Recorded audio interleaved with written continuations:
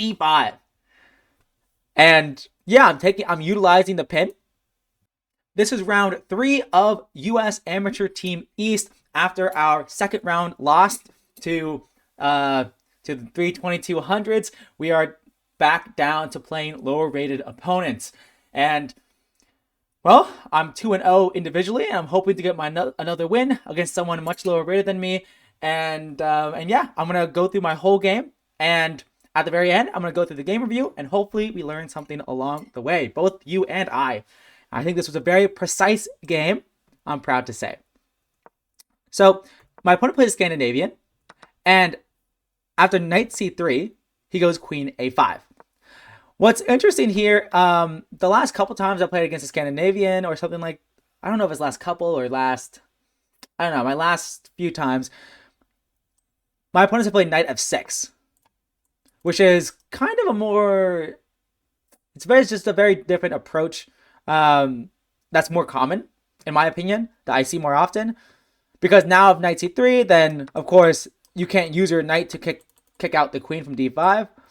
And oftentimes what I do against knight f6, I just play d4. And if they take, I go c4. So they waste time moving the knight around, and I have a nice center, and the game goes on from there.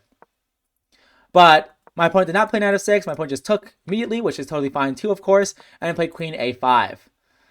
The Mises Kotrick line or something like that. It's one of the main lines of the Scandinavian.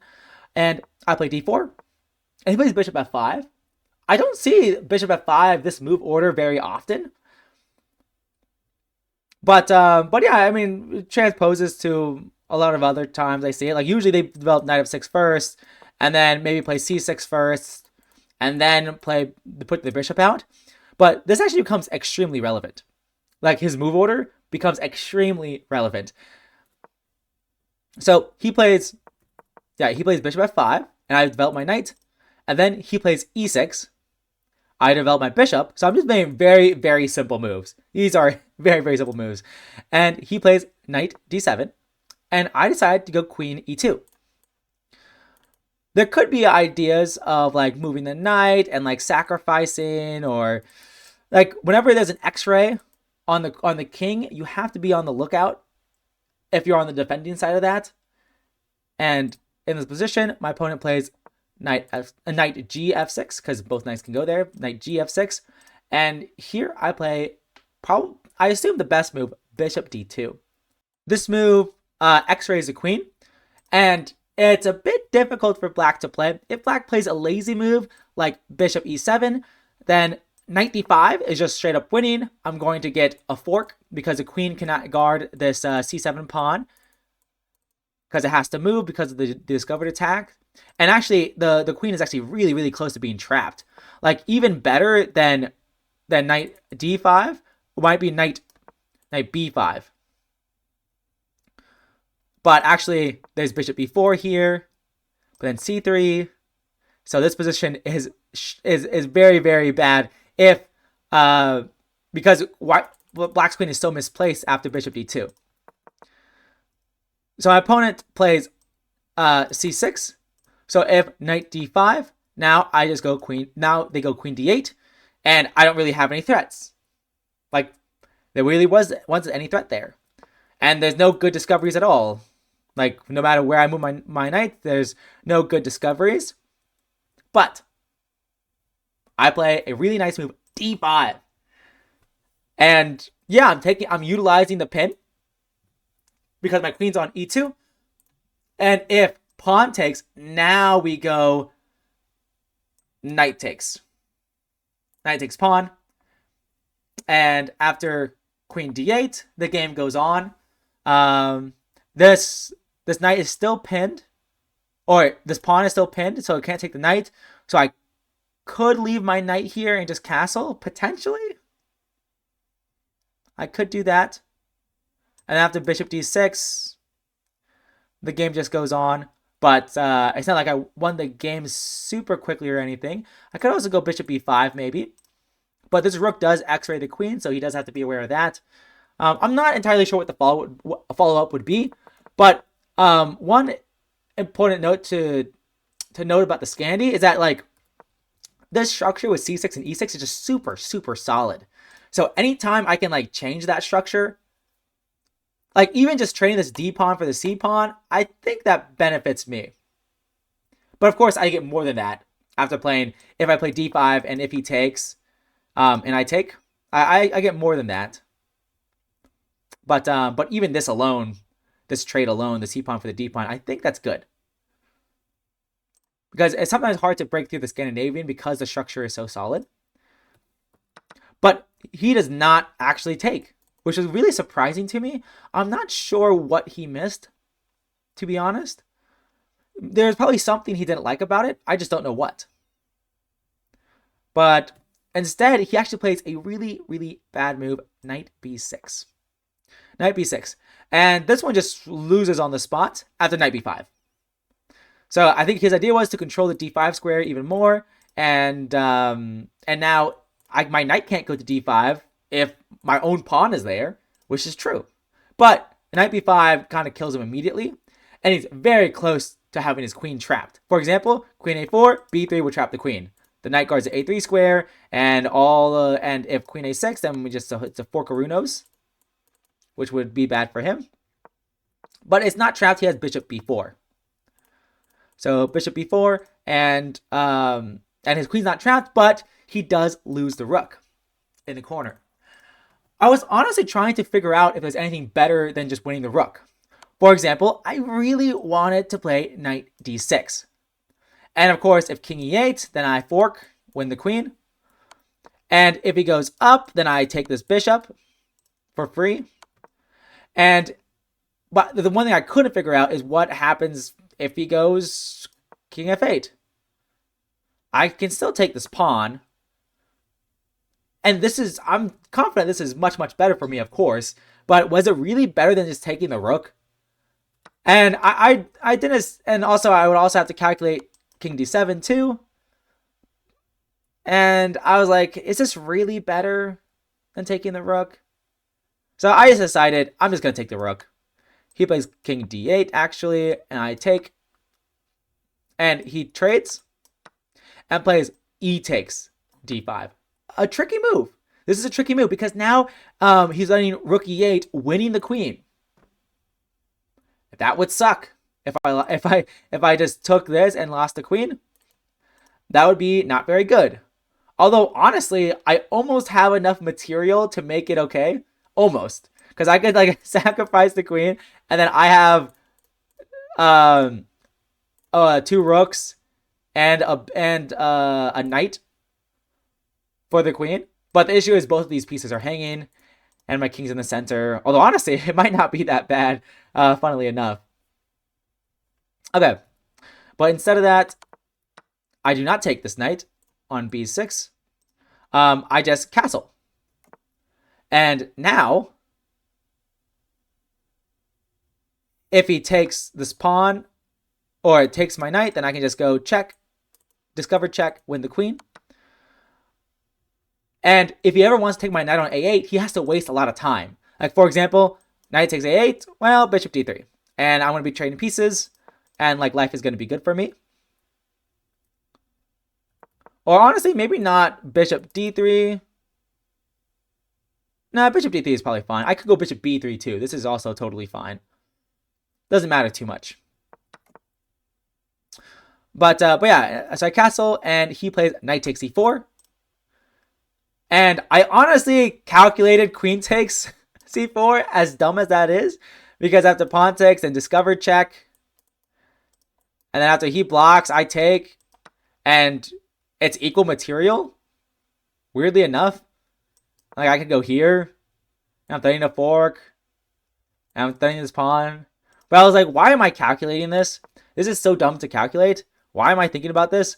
So I just play knight takes, attacking the queen. Pawn is pinned, and he takes this pawn. But now I wrap my knight back to a3 to guard against my king. If I don't, and I play a move like, I don't know, like rook here, for example, it just gets a little bit dicey because check here, and the knight can also hop in. It just gets kind of annoying, and I have to calculate a lot. Knight a3, I don't have to calculate at all, which is nice. And he does actually give me a check. Another thing about knight a3 is that like his queen is actually stuck, which is amazing. Like his queen cannot get out, so he actually has to give a check. So my knight blocks, and then he can move his queen out. He throws in rook e8 first, though, winning a tempo, forcing my queen to move, and then he goes queen a4. So now if I try to move my queen, I would blunder checkmate, which would be really bad. But I don't blunder checkmate. I play b3. And my knight beautifully guards my king really well against the queen check. Like, one thing, if you don't know, that you should be aware of is just like how well a knight guards against queen checks. Knight guards really, really well. And so he goes queen h4, and I just play a simple move f3. Knight e4 just looks super annoying, so I just want to stop that from ever happening.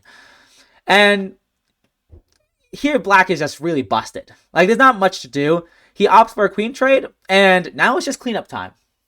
And I'm actually really proud of the way I played. So firstly, I offer a rook trade, and he declines but keeps his rook on the file. I could take immediately. I could, or I might take with a pawn, I'm not sure.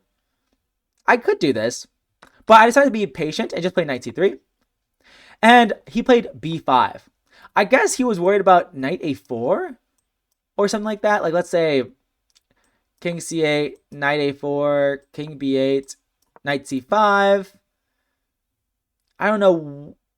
And like after rook here, I can't even go check though, because this knight is guarding. So actually, I don't know. I don't know what he was thinking about. Like, maybe I could go here. Yeah, I could do something like this. Yeah, for sure. And his king's still in the corner, and this is good for me. So maybe that's why he played b5. I'm not sure. But either way, he does play it. But that gives me time to reroute my knight like this. So I'm getting my knight active. And I'm preparing to do this, and that would just be like a fork. And he would be forced to trade pieces on my terms.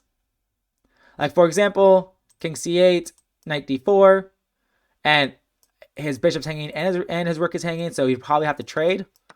And then move his bishop somewhere. Like, let's just say here, for example. Now I have this move. And he's really not going to be winning my knight. It's going to be very, very tough for him to do so. So that's why he preemptively moved his rook to d6. But I still put my knight on d4, attacking his bishop. And he goes bishop c8. So his idea is to go bishop b7 and then take the knight. And now if he does do that, he's only down an exchange.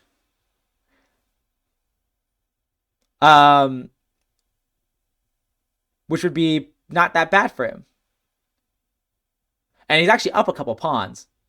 Wait, 3, 5, 3, 4, 5, 6, 7. Yeah, he's up a couple pawns. So technically, if he takes this knight, it'll be equal material, which is kind of crazy. But I still think I'd be better even if he did take it. But here I find a really nice resource, king b2.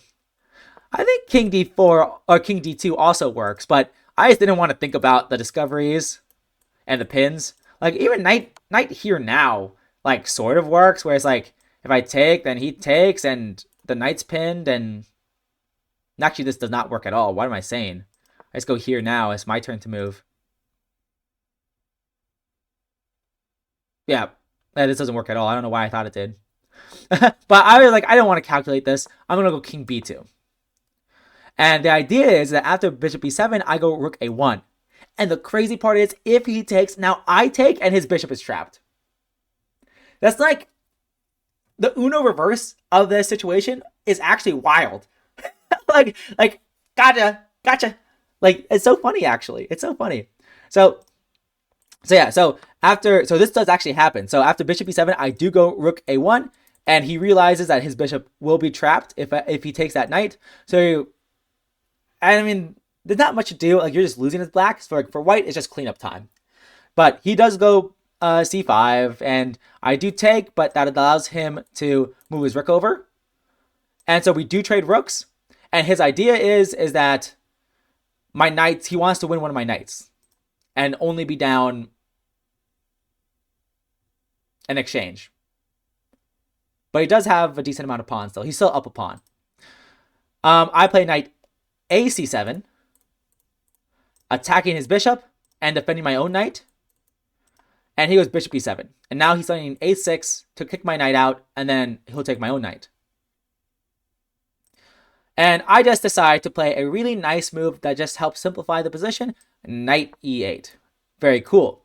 Because after knight takes, rook takes, king takes, knight d6, then after king d7 and knight takes, the knight gets out. Like king c6, now I have a knight d8 check, winning the f7 pawn. And if king c7, well, I just win this pawn. And if c4, well, I can probably just take and get my knight out, and I'm totally fine. And I'm just up a piece.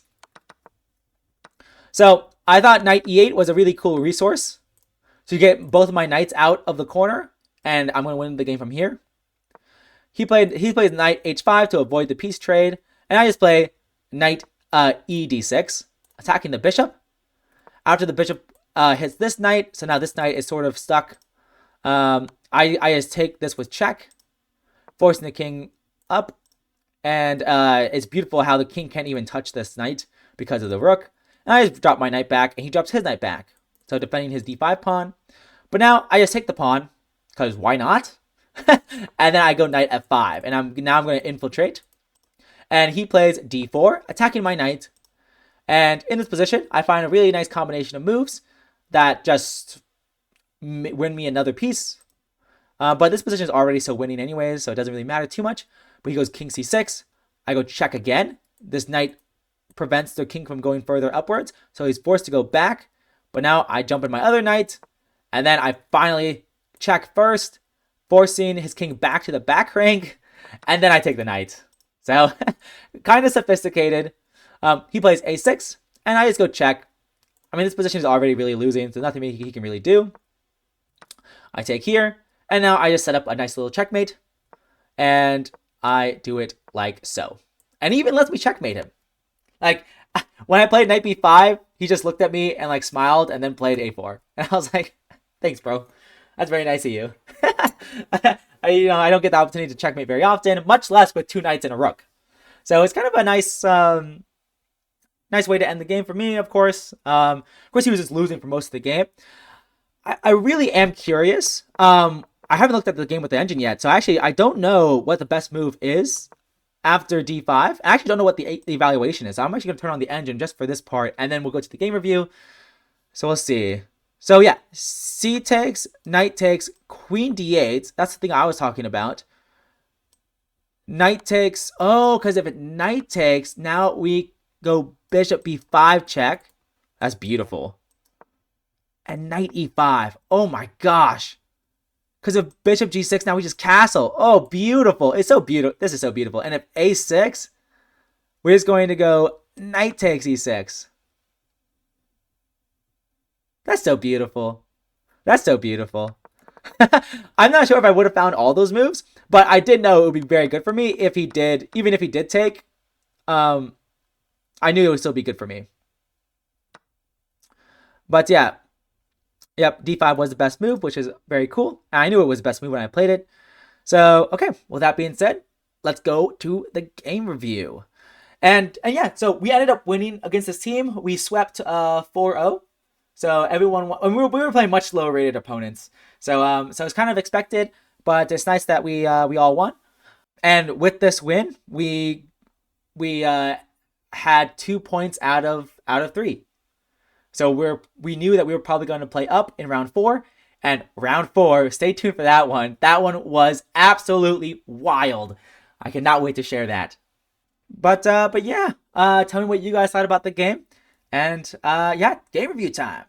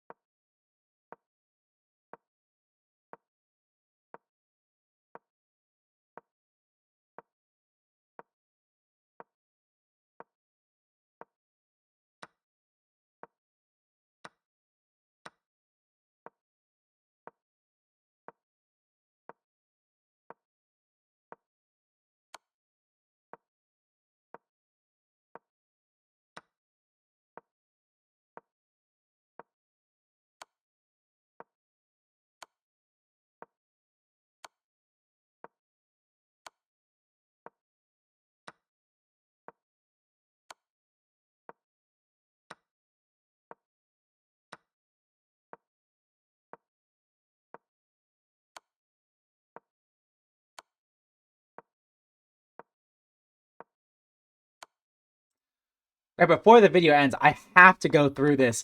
I have to give my reaction to this because okay, knight c7 was indeed a blunder. It was a mistake, I should say. It's a mistake because wow, bishop takes b4 is better because after queen takes c3.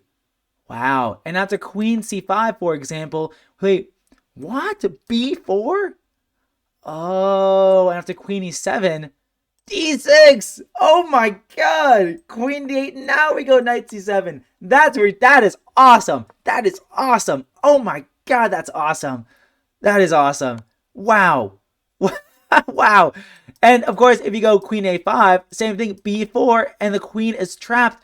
If you go queen a4, then now you go knight d6, because after king d7, we have d takes e6, and if you take the knight, then of course probably queen e5 check, king e7 check, and if you go here, queen d6 is just checkmate. And if you go here, bishop b3, and after queen b5, queen d6.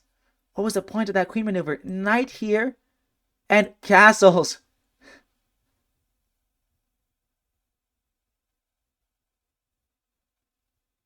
That's beautiful. That is absolutely stunning. Wow. Wow, wow, wow, wow, wow, wow, wow, wow, wow. Okay, I wish I saw c3. c3 just makes a lot of sense. Although it does give up the bishop. I missed that. I missed that. Well, I think I stopped looking because knight c7 is just good.